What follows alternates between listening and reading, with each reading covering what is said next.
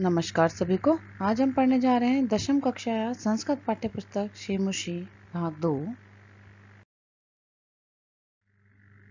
षष्ठ पाठ है, प्रथम भाग है सुभाषितानि का हिंदी अनुवाद। तो आज हम इस पाठ सुभाषितानि का हिंदी अनुवाद इस वीडियो के माध्यम से जानेंगे। षष्ठ पाठ है सुभाषितानि। संस्कृत कृतियों के जिन पद्यों या पद्यांशों में सार्वभौम सत्य को बड़ी मार्मिक ढंग से प्रस्तुत किया गया है, उन पद्यों को सुभाषित कहते हैं। यह पाठ ऐसे 10 सुभाषितों का संग्रह है जो संस्कृत के विभिन्न ग्रंथों से संकलित हैं। इनमें परिश्रम का महत्व, क्रोध का दुष्प्रभाव, सभी वस्तुओं की उपादेयता और बुद्धि की विशेषता आदि विषयों पर प्रकाश डाला गया है। प्रस्तुतो अयं पाठ है विविध ग्रंथात् संकलितानां 10 सुभाषितानां संग्रहो वर्तते। संस्कृत साहित्ये सार्वभौमिकं सत्यं प्रकाशितुम् अर्थगाम्भीर्ययुतां पद्यमयी प्रेरणात्मिकां रचना सुभाषितम् इति कथ्यते। अयं पाठांशः परिश्रमस्य महत्वं, क्रोधस्य दुष्प्रभावः, सामाजिक महत्वं, सर्वेषां वस्तूनां उपादेयता, बुद्धि वैशिष्ट्यम इत्यादि विषयान प्रकाश्यते। यहाँ यह संदेश दिया गया है कि मनुष्य को परिश्रमी, गुणवान, दूरदृष्टि वाला, सूझबूझ वाला, क्रोध रहित अर्थात शांत, सत्संग करने वाला, महान व्यक्तित्व का अनुचर, कुशल संयोजक, महान चरित्र वाला, गुणदर्शी एवं सदैव सकारात्मक रहने वाला होना चाहिए ताकि वह सदैव प्रसन्न रह सके। इस प्रकार इस पाठ में कुछ हमारे जीवन के महत्वपूर्ण बिंदुओं और जीवन के महत्वपूर्ण आदर्शों की विवेचना की गई। जीवन में सफलता, सुखी और आनंदित रहने के क्या क्या मंत्र उपाय हैं, इन्हें बड़े ही सुंदर और प्रभावी ढंग से यहाँ समझाया गया है। कौन कौन से गुण मनुष्य के लिए आवश्यक हैं और कौन कौन से अवगुण मनुष्य को छोड़ देने चाहिए, उनका सारगर्भित वर्णन यहाँ किया गया है। सुभाषितानि, इस पाठ के शीर्षक में 2 अर्थ हैं, सु और भाषितानि। सु का अर्थ है सुंदराणि, उत्तमानि, हितकराणि। भाषितानि का अर्थ है वचनानि, कथितानि। सुभाषितानि सुंदराणि, उत्तमानि, हितकराणि च वचनानि भवन्ति। अर्थात सुभाषित जो होते हैं वो सुंदर, उत्तम और हितकर वचनों को ही सुभाषित कहते हैं।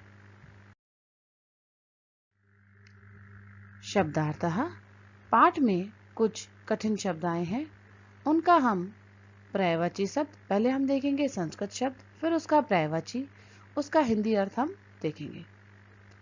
अवसीदति, दुखम अनुभवति, दुखी होता है।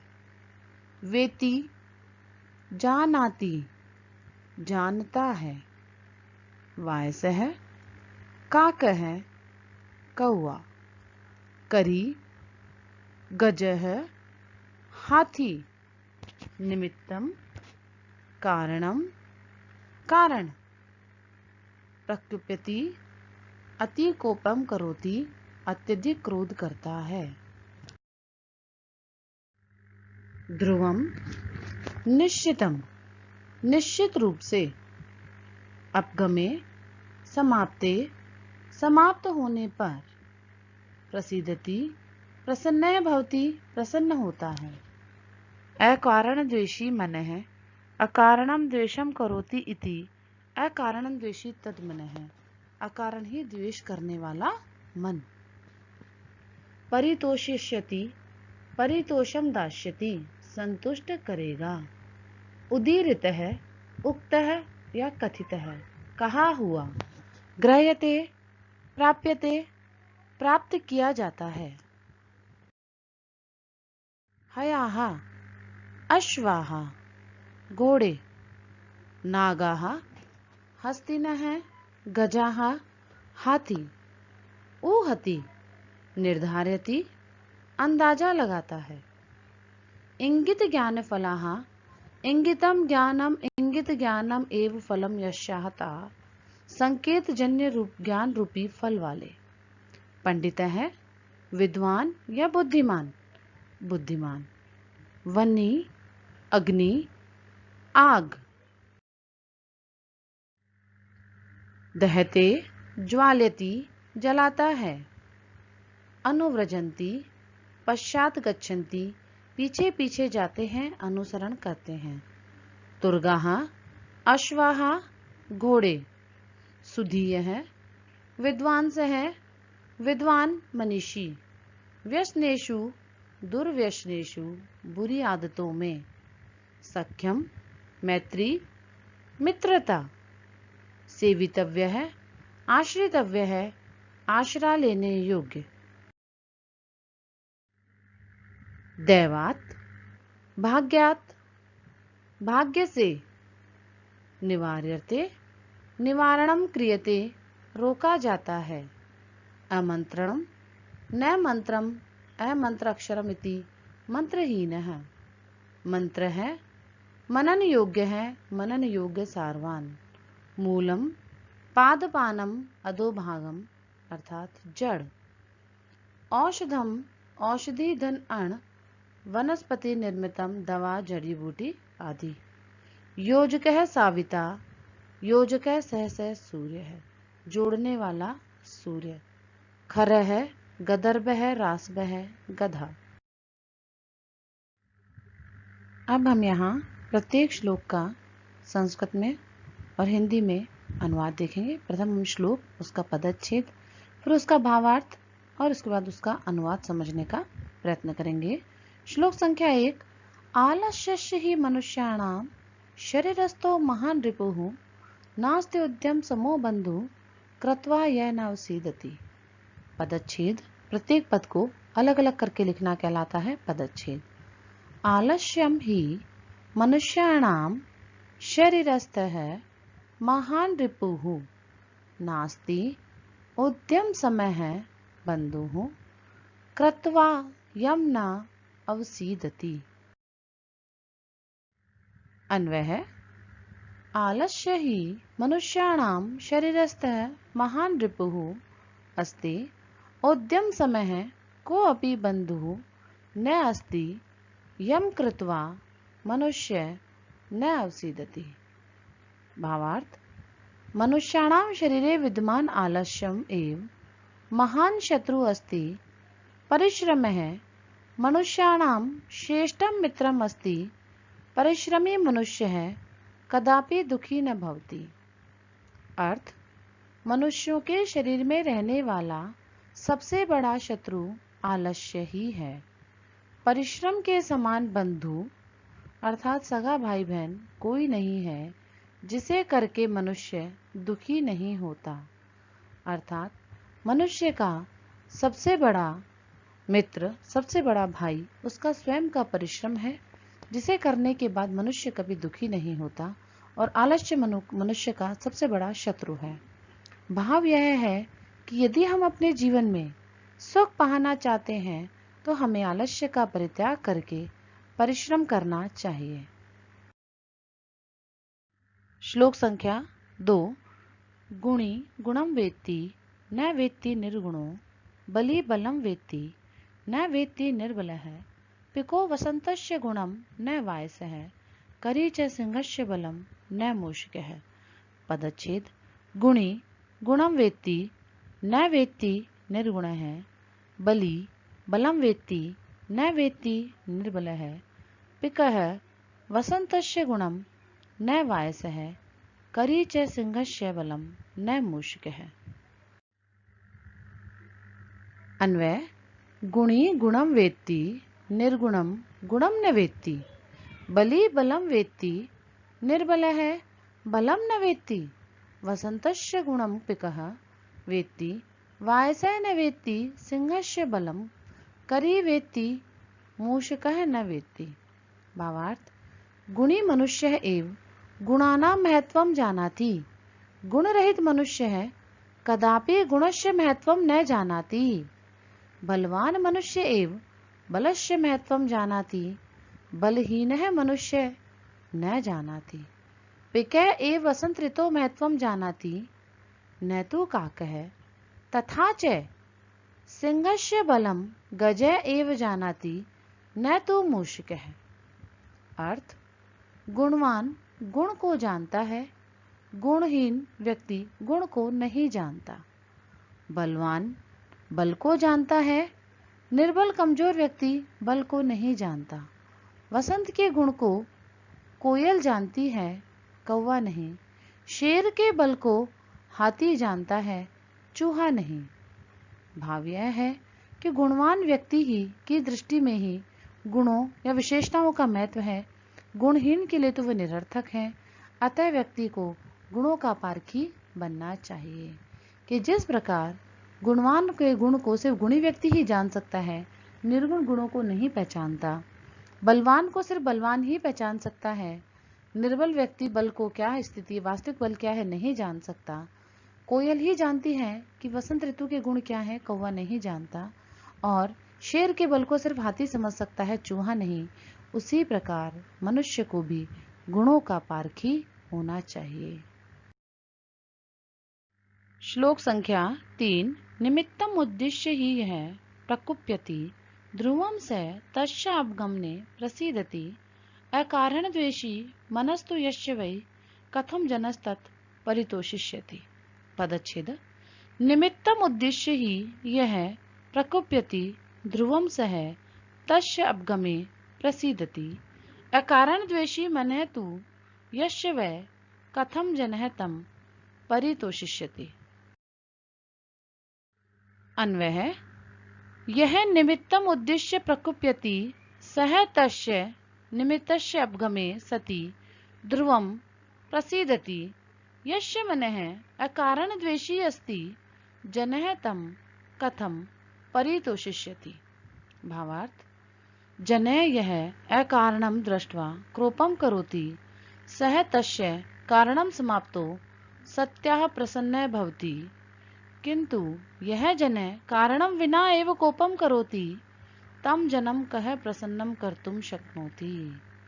अर्थ, जो कारण को लक्ष्य बनाकर, जानकर अथवा देखकर अत्यधिक क्रोध करता है, वह उस क्रोध कारण के समाप्त हो जाने पर निश्चित रूप से प्रसन्न हो जाता है।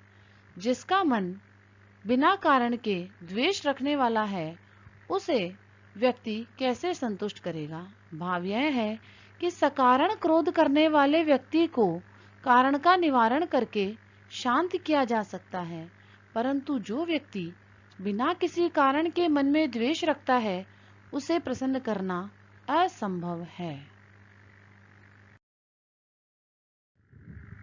श्लोक संख्या 4। उदीरितो अर्थ है पशूनाम अपि गृह्यते, हयास्य नागास्य वहन्ति बोधिताः, अनुक्तम अप्युहति पंडितो जनः, परे इंगित अज्ञान फला ही बुद्धि है। पदच्छेद। उदीरितः अर्थ है पशुना अपि गृह्यते, हयाः च नागाः च वहन्ति बोधिताः, अनुक्तम अपि ऊहति पंडितः जनः, परे इंगित ज्ञान फला ही बुद्धि है।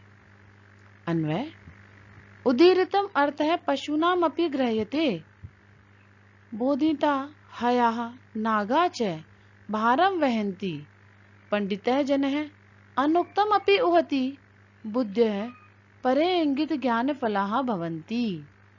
भावार्थ, पशवः अपि कथितं विषयम् अवगच्छन्ति, बोधनेन तु अश्वाः गजाः च उपरि स्थापितस्य भारस्य वहनं कुर्वन्ति, किन्तु विवेकी जनाः अनुक्तस्य अर्थस्य अपि अवगमनं कुर्वन्ति, यतो हि तेषां बुद्धि संकेतित मात्रस्य विषयस्य अवगमने समर्था।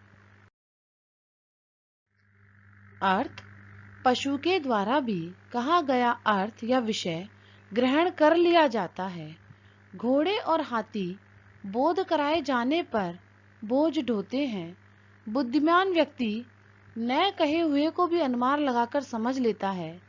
बुद्धियां दूसरों के द्वारा किए जाने पर संकेत से उत्पन्न ज्ञान रूपी फल वाली होती है, अर्थात दूसरों के संकेत से ही गूढ़ अर्थ को समझ लेती है। भाव यह है कि बुद्धि में संकेत से अर्थ ग्रहण करने की शक्ति होती है। पशु पक्षी भी सांकेतिक अर्थ को ग्रहण करने में समर्थ होते हैं। बुद्धिमान व्यक्ति की बुद्धि प्रखर होती है, वह बिना कही ही अर्थ को ग्रहण करने में समर्थ होता है। श्लोक संख्या 5। क्रोधो हि शत्रु प्रथमो नराणाम देह स्थितो देह विनाशनाय यथा स्थितः काष्ठागतो हि वह्निः स एव वह्नि दहति शरीरम। पदच्छेद। क्रोधः हि शत्रुः प्रथमः नराणाम देहे स्थितः देह विनाशाय यथा स्थितः काष्ठगतः हि वह्निः सह एव वह्नि दहति शरीरम।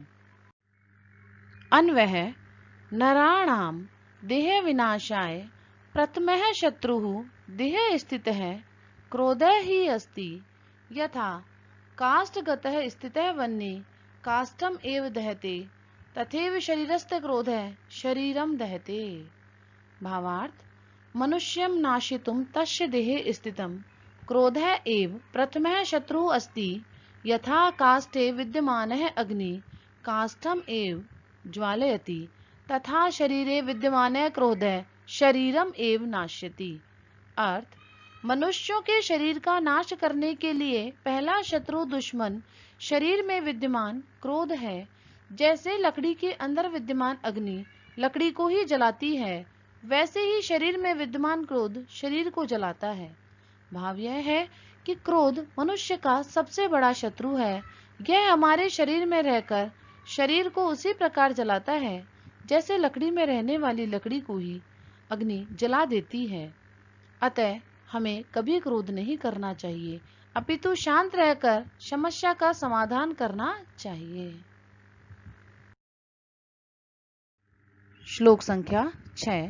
मृगा मृगे संगम अनुवज्रन्ति गावश्य गोभिः तुरंगास्तुरंगैः मूर्खाश्च मूर्खैः सुधियः सुधीभिः समानशील व्यसनेषु सख्यम्। पदच्छेदः।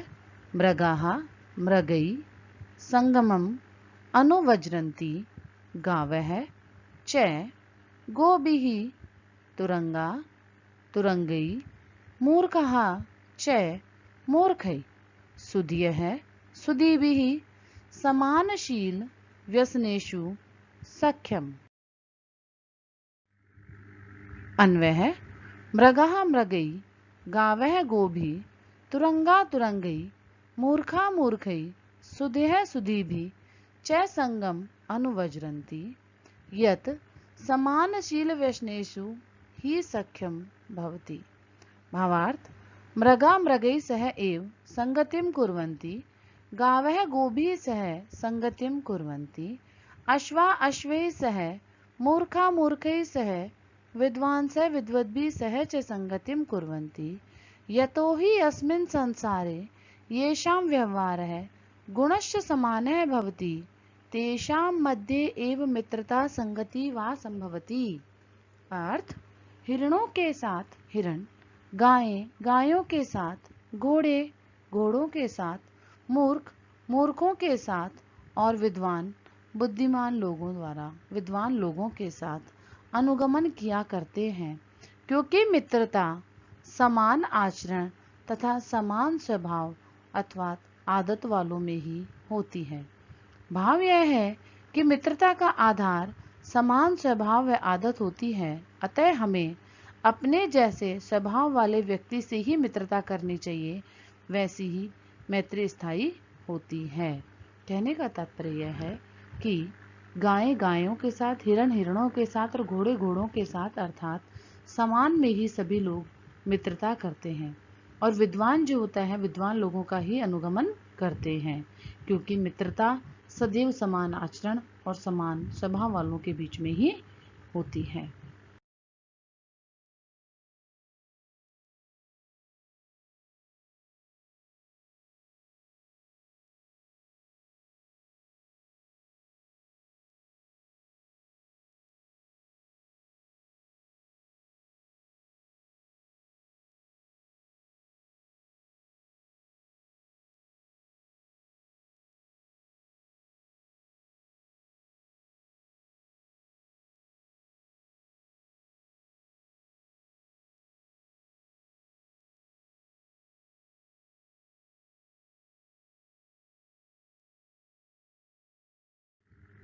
भावार्थ यस्मिन् वृक्षे फलानि छाया च अस्ति सर्वे तादृशस्य महावृक्षस्य आश्रयः स्वीकरणीयः अर्थात तस्य एव महावृक्षस्य अधः उपवेष्टव्यम्।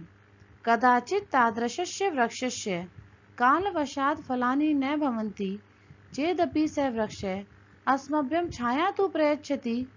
अतः एव सर्वे जनाः तस्य सेवनं करणीयम्। तदत् अस्माभिः सत्पुरुषाणाम् एव संगतिः करणीया। यतो हि सत्पुरुषाणां संगतिः निश्चयेन अस्माकं उपकाराय भवति। अर्थ फल और छाया से युक्त विशाल वृक्ष का आश्रय लेना चाहिए।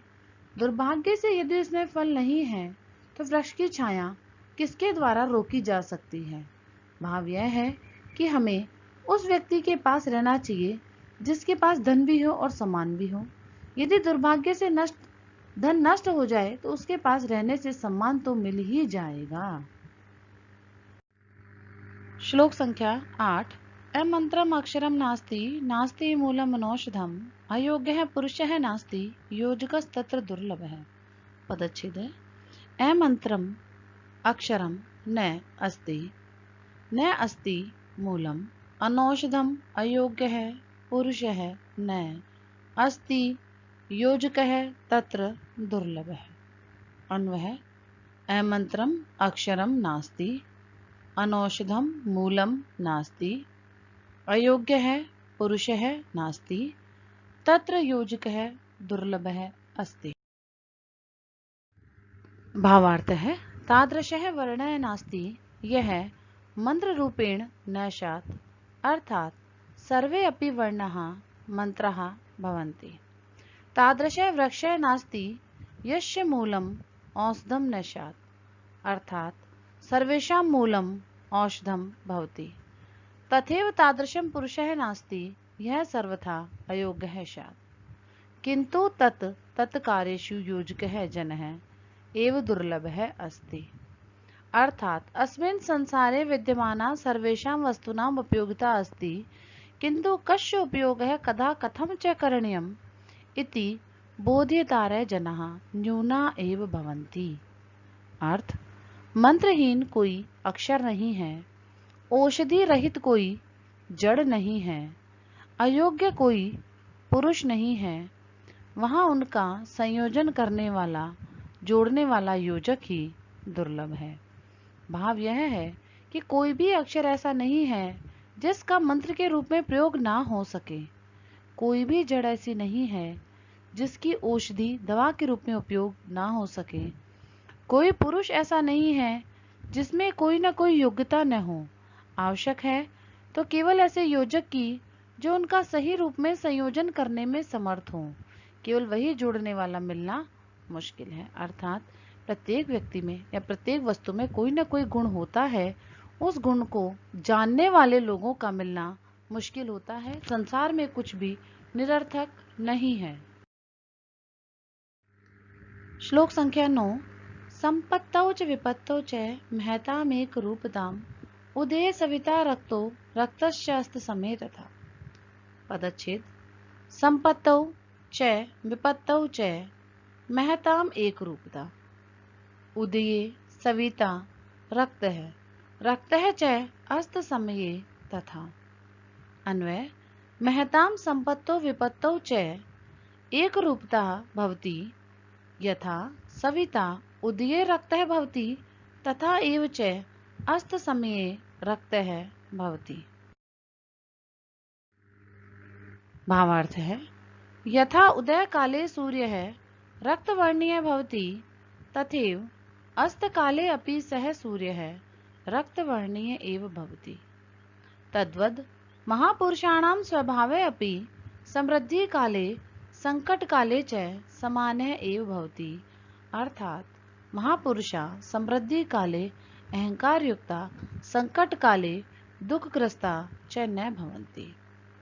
अर्थ संपत्ति और विपत्ति में महान लोगों में एक रूपता समरसता या समानता ही रहती है। जैसे सूर्य के उदय होने के समय भी लाल होता है और वही अस्त होने के समय भी लाल ही होता है। भाव ये है कि जैसे सूर्य उदय और अस्त होने के समय समान रूप से लाल रहता है, वैसे ही महान लोग सुख दुख में समान बने रहते हैं। वे सुख में ज्यादा सुख का अनुभव नहीं करते और न ही दुख में ज्यादा दुखी होते हैं। वे कभी भी अधीर नहीं होते। श्लोक संख्या 10। विचित्रे खलु संसारे नास्ति किंचित निरर्थकम अश्वश्चेद धावने वीरे भारस्य वहने खरे। पदच्छेद। विचित्रे खलु संसारे न अस्ति किंचित निरर्थकम अश्वः चेत धावने वीरः भारस्य वहने खरः। अन्वय। विचित्रे संसारे न खलु किंचित निरर्थकः नास्ति अश्वः धावने वीरः चेत तर्हि भारस्य वहने खरः वीरः अस्ति। भावार्थ है, अस्मिन् विचित्रे संसारे धावने कश्चनपि जनः किंतु वस्तु वा व्यर्थम नास्ति। यथा अश्वः धावने वीरे अस्ति तथा गदर्भे अपि भारस्य वहने वीरे अस्ति। अर्थात अस्मिन् संसारे विद्यमानानां प्राणिनां स्वस्य स्वस्य क्षेत्रे कुशलता व्योहति। अर्थ, इस विचित्र अद्भुत संसार में निश्चय ही कुछ भी निरर्थक या बेकार नहीं है। घोड़ा यदि दौड़ने में श्रेष्ठ है तो गधा भार ढोने में वीर अथवा श्रेष्ठ है। भाव यह है कि संसार बड़ा ही विचित्र है। इसमें कुछ भी अनुपयोगी नहीं है। प्रत्येक की अपनी अपनी उपयोगिता है। कोई वस्तु कहीं काम आती है तो कोई किसी दूसरी जगह काम आ सकती है। धन्यवाद है। इस प्रकार यह पाठ हमारा और इसका अनुवाद यहाँ समाप्त होता है।